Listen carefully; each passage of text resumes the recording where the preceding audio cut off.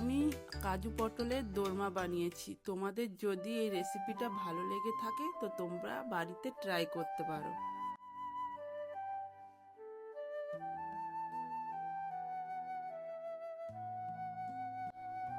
পটলগুলো ধুয়ে নিয়ে ছুলনির সাহায্যে ভালো করে ছুলে নিতে হবে। তারপর একটা ছুরির সাহায্যে পটলের গায়ে এপিট ওপিট করে কাটগুলো লাগিয়ে নেবে। তোমরা তোমাদের মতন করে কাট লাগিয়ে দিতে পারো। তার মধ্যে নুন, হলুদ দিয়ে ভালো করে পটলগুলো মেখে নিতে হবে।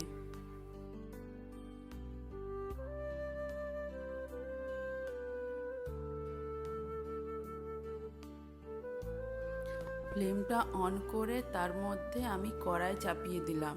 কড়াইয়ের মধ্যে রিফাইন অয়েল দিলাম।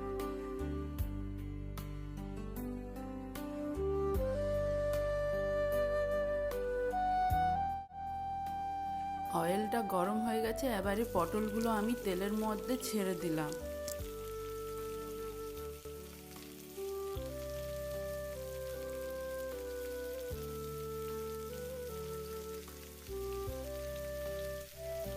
বন্ধুরা, পটলগুলো ভালো করে ভেজে নিতে হবে। যখন পটলগুলো লালচে লালচে ভাব হয়ে আসবে তখন পটলগুলো কড়াই থেকে নামিয়ে দিতে হবে। তো বন্ধুরা, এখানে আমি নিয়েছি একটা বাউলের মধ্যে আদা, লঙ্কা, গোটা জিরা।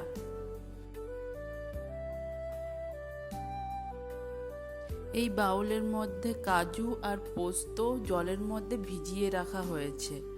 বন্ধুরা, এইগুলো সব মিক্সারে ভালো করে বেটে নিতে হবে। তারপর পটলটা এখানে ভাজা ভাজা হয়ে এসছে।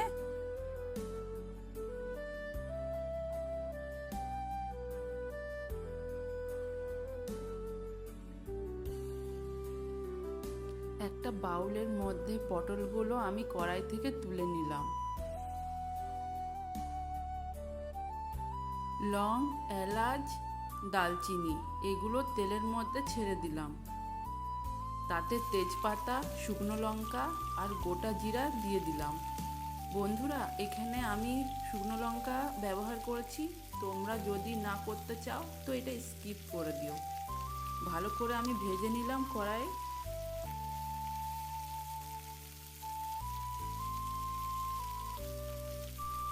একটা পাত্রে আমি কাশ্মীরি লঙ্কা গুঁড়ো, হলুদ, ধুনো গুঁড়ো জলের মধ্যে একটু ভিজিয়ে রেখেছিলাম, সেটা আমি এতে ঢেলে দিলাম। ঢেলে দিয়ে ভালো করে মিশিয়ে নেব।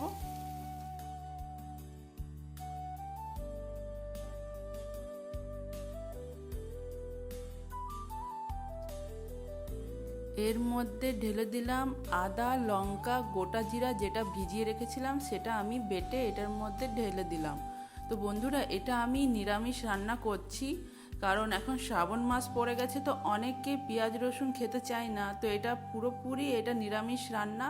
তোমরা যারা যারা করতে চাও করতে পারো। খুবই টেস্টি আর খুব সুন্দর খেতে।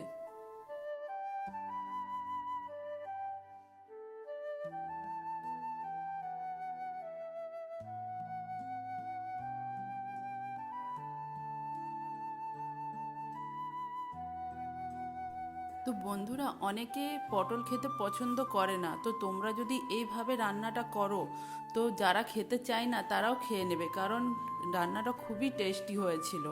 তো বন্ধুরা, এইখানে মশলাতে তেল ছেড়ে দিয়েছে। তার মধ্যে আমি কাজু পোস্ত যেটা আমি ভিজিয়ে রেখেছিলাম সেই বাটাটা আমি কড়াইয়ের মধ্যে দিয়ে ভালো করে নেড়ে নিলাম। তো বন্ধুরা, যখন তুমি কাজু পোস্ত বাটাটা দেবে তার আগে ফ্লেমটা আস্তে করে দিও, নাহলে লেগে যাবার ভয় থাকতে পারে। তো আমি এখানে ভালো করে মিশিয়ে নিলাম।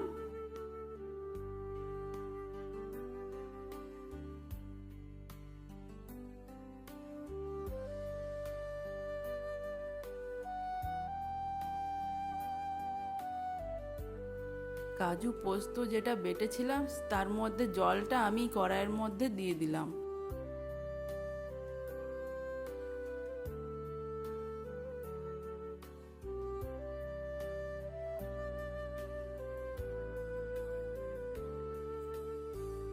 উফ বন্ধুরা, কালারটা কি এসেছে তোমরা দেখো।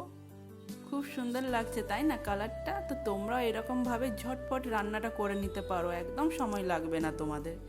তো এর মধ্যে আমি ভেজে রাখা পটলগুলো ঢেলে দিয়েছি। ঢেলে এধার ওধার করে পুরো মাখিয়ে নিতে হবে মশলার মধ্যে, যাতে পটলগুলো ভালো করে কোট হয়ে যেতে পারে। সেই রকমভাবে তোমরা ভালো করে মাখিয়ে নিও কড়াইয়ে।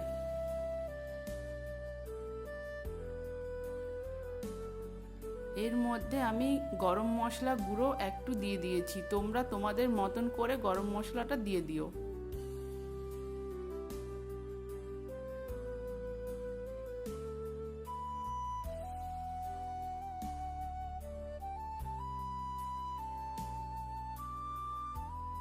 এবারে আমি নুনটা দিয়ে দিলাম। তো বন্ধুরা, কম বেশি তোমরা নুনটা চেক করে নিতে পারো, তোমাদের স্বাদ অনুসারে তোমরা নুনটা দিতে পারো। তো আমি এখানে ভালো করে নেড়ে নিয়ে তার মধ্যে আমি একটা বাউলের মধ্যে দই ফেটে রেখেছিলাম, সেই দইটা একটু দিয়ে দিলাম। দিয়ে ওটা ভালো করে নেড়ে নিতে হবে। আর এইটা করার সময়ও ফ্লেমটা আস্তে করেই করতে হবে, নাহলে দইটা ফেটে যাওয়ার ভয় থাকতে পারে। তো তোমরা সেটা দেখে নিও। তারপর ভালো করে আমি নেড়ে নিলাম কড়াইয়ের মধ্যে। তো বন্ধুরা, রান্নাটা দেখে তোমাদের কেমন লাগলো কমেন্ট করে জানিও। আর দেখতে কি সুন্দর লাগছে, তাই না? মনে হচ্ছে যে এখনই নিয়ে খেয়ে নিই, তাই তো? খুব সুন্দর লাগছে রান্নাটা। তো তোমাদেরও যদি সেটাই মনে হয় তো প্লিজ কমেন্ট করে জানিও। লাইক, কমেন্ট অ্যান্ড সাবস্ক্রাইবটা করে দিও। আমি নতুনত্ব এই চ্যানেলটা ওপেন করেছি, তো আমার খুব একটা বেশি কোনো আমি বলতে চাই না। তো তোমাদের যদি আমার এই চ্যানেলটা সত্যি ভালো লেগে থাকে আর মনে হয় হেল্পফুল হয়, তো প্লিজ একটা সাবস্ক্রাইব করে দিও।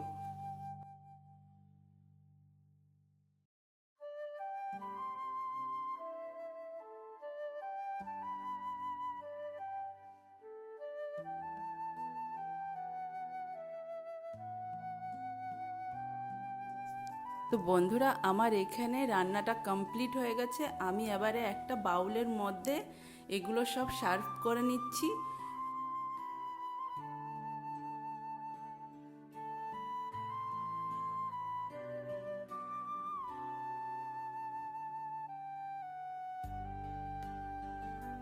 উফ, কালারটা কি লাগছে বন্ধুরা, তোমরা নিজেরাই বলো কি সুন্দর লাগছে, তাই না? আমি এই রান্নাটা করে খুবই স্যাটিসফাই। তোমাদের যদি ভালো লেগে থাকে প্লিজ একবার বাড়িতে ট্রাই করতে পারো, আর আমাকে কমেন্ট করে জানাতে পারো তোমাদের কেমন লেগেছে।